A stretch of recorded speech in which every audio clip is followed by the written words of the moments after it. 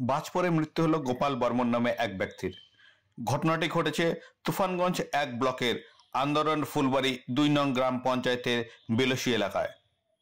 পরিবার সূত্রে জানা যায়, মাঠে গরু আনতে গিয়েছিলেন গোপাল বর্মন। ঠিক তখনই বাজ পড়ে এই দুর্ঘটনাটি ঘটেছে বলে জানা যায়। তড়িঘড়ি তুফানগঞ্জ মহকুমা হাসপাতালে নিয়ে আসলে কর্তব্যরত চিকিৎসক তাকে মৃত বলে ঘোষণা করেন।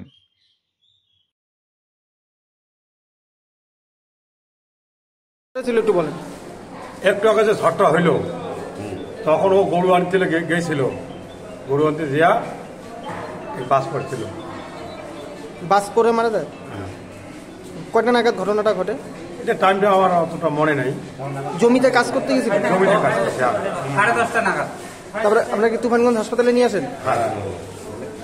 ডাক্তাররা কি বললো? ডাক্তাররা বললো, ডাক্তার দেখার পরে বললো, চেক আপ করে বললো যে নাই, মৃত্যু হলে নয়। কোথায় হয় ঘটনাটা? ঘটনাটা রাস্তা সাইডে। জায়গাটার নাম? বিলসি কালীপাড়া চৌপতি।